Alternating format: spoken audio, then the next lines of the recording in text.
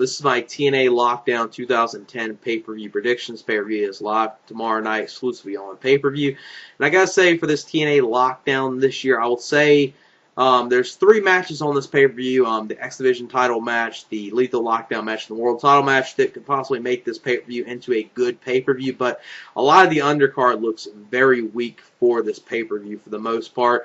And really, I think TNA has done a terrible job of building up to the Lockdown pay-per-view this year, especially for the most part that this pay-per-view has pretty much been the main focus. Lockdown, building up to Lockdown, has been pretty much the main focus since either the middle of January or late January, definitely early February. This has been the main focus instead of, building up to any of the other pay-per-views like they had in February or their Destination X pay-per-view they had in March. The main focus has been building up to the TNA Lockdown pay-per-view in St. Louis, Missouri, their pay-per-view they're having this Sunday. And I think they've done a terrible job of building up to it. They could have done a stronger build for this pay-per-view, and I think the card for this pay-per-view could have been built a whole lot better. And actually, the one thing on this pay-per-view the one thing they normally do with this pay-per-view is they normally have a match with the X Division competitors. It's not the X Division title match; it's another X Division match on the pay-per-view. Where they normally do an X Escape match, which they're not doing this year. Which I think they could have done that instead of the last-minute match they threw together with the Guns taking on Kendrick and Homicide, teaming up with each other, taking on the Guns. I think they could have done something better than that. Now, let me get on to my TNA Lockdown 2010 pay-per-view predictions. Now, the first match is going to be a match that should have been settled on Impact. It's not a match that should have took place on the pay-per-view.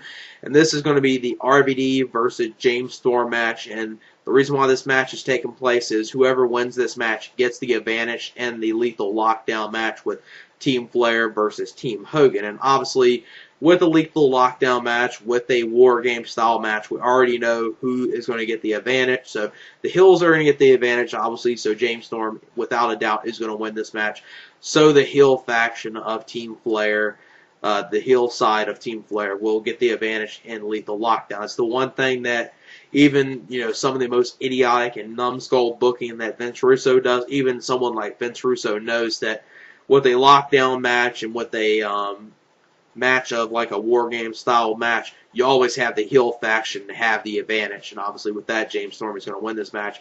And with that, it's a match that should just take place on Impact, not on a pay-per-view. But I guess the reason why they want to make this on the pay-per-view instead of having it on the Impact before the pay-per-view is they kind of want the pay-per-view to start off with the main focus being the Lethal Lockdown match and obviously the World title match as well. But Lethal Lockdown is going to be one of the main focuses of this pay-per-view. And I guess they want to start it off with RVD versus James Storm, and then within that they'll be pretty much promoting and building up to and talking about the Lethal Lockdown match the whole time while this match is taking place, with James Storm obviously picking up the victory. Then the next matchup will be the match they just pretty much added at the last minute. This is Kendrick and Homicide teaming up to take on the Motor City Machine Guns. And this is a match that should have been a X-Escape match instead of a tag team match. I think they could have done better with booking a Kendrick versus Homicide versus Red versus Alex Shelley versus Chris Sabin. A 5-way X-Escape match would have been better than a tag team match, because even though I think this match could be decent, it's not going to be anything as good as what they probably could have booked with here within this match. And the only positive with this match is the Motor City Machine Guns are on a pay-per-view and on one of TNA's biggest pay-per-views in TNA Lockdown. So that's the plus here. You get the Guns on the pay-per-view, but I think you could have booked a better match with them. Either you could have done something, maybe having Kendrick have a mystery partner, and then maybe at least for TNA Lockdown, somehow booking Paul London for the event to have the Guns take on Paul London and Spanky. Or you could, like I said, just had the 5-way X-Escape match with Kendrick versus Homicide versus Red versus Shelley versus Sabin. I think that would have worked out a whole lot better than having the tag team match. But I'm not saying it's going to be a terrible match, but I'm saying they could have probably put on something better than this tag team match. The Guns will pick up the victory in this match with Motor City Machine Guns picking the victory up. Then the next matchup will be a match I don't think many people are looking forward to. This is the ban of Sean Waltman and Scott Hall teaming up to take on Team 3D. And this is a match that will not be that good at all. Team 3D will pick up the victory. That's the only thing I'm going to say about this match. I'm not looking forward to this match at all. And with this match right here, even though I would say I wouldn't look forward to it either way, but I think if you wanted to do like the band of, taking on Team 3D, I think it would have been better if you would have had it be the teaming of Scott Hall and Kevin Nash teaming up to take on Team 3D, because with that you could kind of like build it around that. You got two legendary tag teams, the former Dudleys and the former Outsiders, take on each other in a match at the TNA Lockdown pay-per-view. And it could have at least built it around there. Would it made it a better match? No, it would be pretty much the same exact style of match. Wouldn't be much of anything, but at least it would have had a little more meaning to it than other than having Waltman and Hall teaming up to take on the Dudleys. I think it would have been a little better.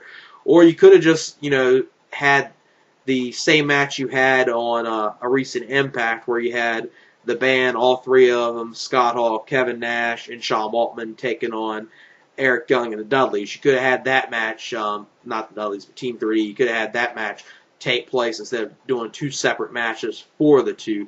And it could have maybe did a street fight, where you would have built it like a street fight, starts outside the ring, and then it gets into the cage, and then the pinfall ends there. Probably would have worked out better, but Team 3D will pick up the victory. I don't think many people are looking forward to that match. The next matchup will be the match that I think is going to be the worst of the night. This is going to be Kevin Nash versus Eric Young. Now, this match does have reasoning why it's taking place. It does have a storyline at least behind it, because of the whole Kevin Nash turning on Eric Young and going with his pals of the band, Scott Hall and Sean Waltman, at a recent pay-per-view, turning on Eric Young. It at least makes sense having them take on each other, but I think this could have been something that not really needs to be settled on the pay-per-view. It's probably something that could have been settled on Impact. Or like I said, you could have turned the previous match into a six-man instead of having two separate matches that no one's going to care about. And you could at least made it, the six-man match, a street fight or something like that at Lockdown, where you could have made it something where, at least with a gimmick, with adding a street fight gimmick to it, and the cage being the ending of it, it could have been at least better than the two boring cage matches that no one cares about seeing. Eric Young will pick up his revenge against Kevin Nash and somehow pick up the victory by defeating Kevin Nash in this match. Then the next matchup will be Mr. Anderson versus Kurt Angle, and unfortunately this is a match and this is a feud that I haven't looked forward to that much at all. And these two, I would think these two would be able to put on excellent and incredible matches with each other, but really these two against each other have pretty much just been able to have either average matches or somewhat good matches, but still a little disappointing in the nature that these two should be able to put on better matches than what they have done in the past. Maybe with the cage match they could do a little better, but it's kind of a match that, like I said, I don't think it's going to be terrible, but it's kind of like a lot of the undercard, other than three main matches that everyone's looking forward to on this pay-per-view. Really, the rest of the pay-per-view, other than those three matches, not that many people care about the rest of the matches. In this match, Kurt Angle will get his revenge, and hopefully this is the end of the feud with Mr. Anderson and Kurt Angle picks up the victory in this match to end the feud at Lockdown. Then the next matchup will be the TNA Knockouts and TNA Knockouts tag team titles on the line in the same match. Now, the way this match goes, it's the beautiful people of Velvet Sky and Madison Rayne teaming up to take on Tara and Angelina Love. And the way this match goes, if either Tara or Angelina Love pick the victory up in this match and pin Velvet Sky or Madison Rayne, then Tara and Angelina Love become the new TNA Knockouts tag team champions.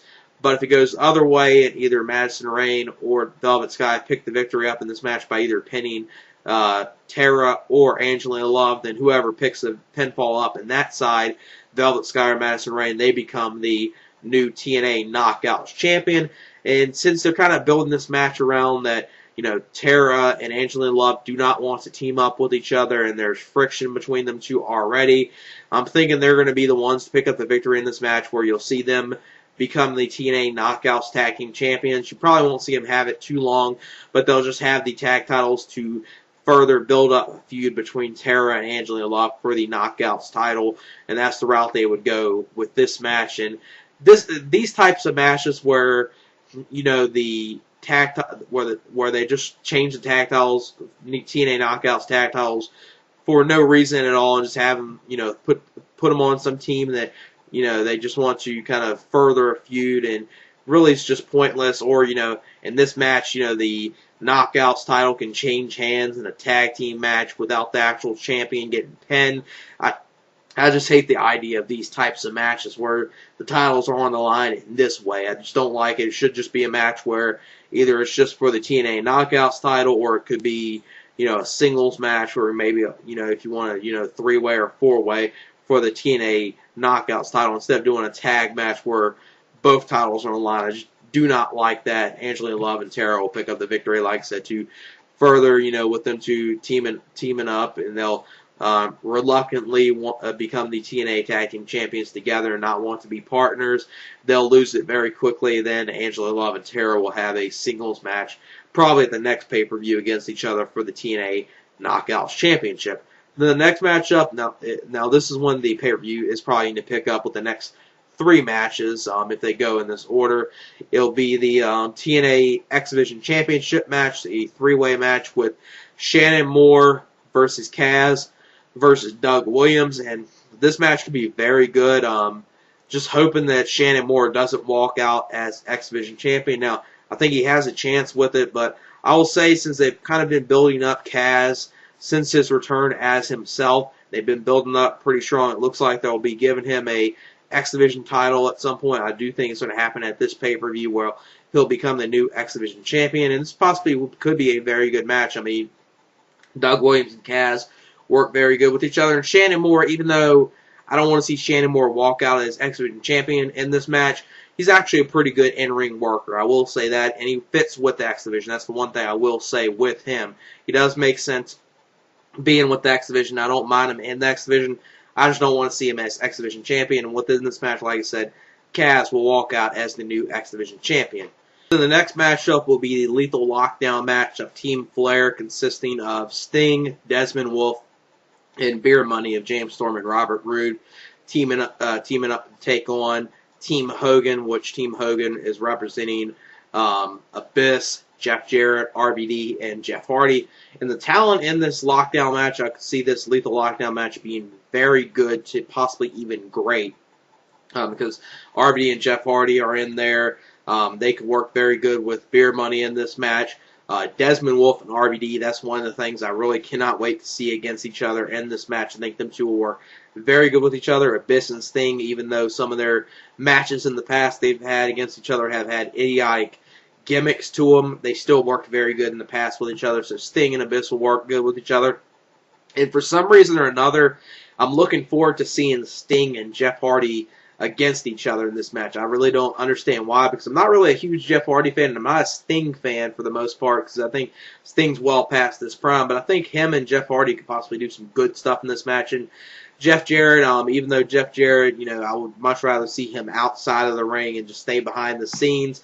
Jeff Jarrett, he can actually still go in the ring. He's not a terrible worker, and I don't mind him being in this match, and this match should be very good. Obviously, with the match earlier in the evening with the James Storm versus RVD match, like I said, James Storm will win the match because obviously the heels will have the advantage numbers in the match to start it off with. They're not going to have the faces in the match have the advantage in the match, so obviously Team Flair will get the advantage within that match. Obviously, that's what's going to happen. And this Lethal Lockdown match should be very good to great, like I said. It could be a lot of good stuff in it. I see within this match, obviously, Team Hogan is going to pick up the victory. The faces are going to win this match with the Team Hogan of Abyss, Jeff Jarrett, RVD, and Jeff Hardy picking up the victory. And like what I said, it could be a great lockdown match, a Lethal Lockdown match. Very good, probably. At least hopefully it will be pretty good. I think the talent in there should make it a good match. Then the next matchup will be the main event of the night. Now this will be for the TNA World Heavyweight Championship. This will be the Pope, D'Angelo Dinero, taking on AJ Styles for the World Heavyweight Championship. And this is a match I would say that is going to be a great match, but I think it could have been built up a whole lot better because, back in February where this match was first announced, I thought they were starting to build it up very good, but then after that, it's kind of pretty much lost the focus of, the Pope and AJ taking on each other and making it, seem like a huge match. Now it just seems like they're just taking on each other. The Pope's, getting his title shot. And it's really nothing big to it. And I think they could have, done a better job building up, because really leading up to this pay-per-view, the Pope's main focus for like the last month or so, or really, last 2 months, has been somewhat AJ Styles, but it's kind of been distracted a little bit because they've been putting him against Desmond Wolfe a lot as well, so it's kind of been making him lose the focus of that as well, as far as being, a top contender for the title. Because, 2 months ago, I would say, going into this match 2 months ago, it was going to be seeming like that, as over as the Pope is, and he's still very over with the crowd, but I think, 2 months ago he was so over, and it was looking like, the way they were starting to build up the match at Lockdown, that there was a very good chance of the Pope, D'Angelo Dinero, a.k.a. formerly Elijah Burke, walking out as TNA champion at Lockdown. But at this point, it seems like he doesn't have any chance at all. And it seems like, it's pretty much a given that AJ Styles is going to walk out as TNA World Heavyweight Champion at this TNA champion at this pay-per-view. Now, if the Pope wins this match, I won't dislike it, because AJ has had the title since September. But I think they've kind of not done a good job building up to the match, that it would just seem like they would just be changing the title just for the sake of changing the title if the Pope wins the title at this pay-per-view. And I see AJ Styles retain the title. Should be a great match nonetheless, but I think they should have done a better job building up this match. And really, that's the one thing that you could say about this pay-per-view is, there's 3 matches on this pay-per-view that could be great. I mean, there's the X Division 3-way match that could be very, very good. There's the Lethal Lockdown match, which should be great, and the World Title match should be great as well. But, even with some of those matches right there, they could have been built up better. Not only that, you got a very, very weak undercard for this pay-per-view that I think, even with those 3 matches being as good as what they probably will be, it's going to hurt the quality of this pay-per-view and probably make this pay-per-view not be anything too special, other than maybe you'll have a great Lethal Lockdown match and a World Title match, but everything else before that is going to be utter garbage for the most part. And that's a sad thing with this, because it seems like, this with a pay-per-view like Lockdown, going into it, it should have the feeling of like a Royal Rumble or a WrestleMania or a SummerSlam has to a WWE fan, or just wrestling fans in general going into the pay-per-view. But it just seems like it's just a regular pay-per-view, in my opinion, going into it. I'm not, hugely excited for it. And, I'll be kind of surprised at this pay-per-view, even with the build-up they've been, building it up for a couple months, and the promotional packages and all that, getting a lot of that on television. I'd be kind of surprised if this pay-per-view gets 30,000 buys or 40,000 buys, because I would say with the Lockdown pay-per-view, they're probably at least hoping that they get in the over 50,000 buy rates, but I just do not see that happening, just because the build-up for this pay-per-view has been so weak that not that many people are going to be like, I need to go out my way to purchase this pay-per-view. And just, you had WrestleMania only, 2-3 weeks ago, and probably every wrestling fan ordered that pay-per-view, and that was, $60,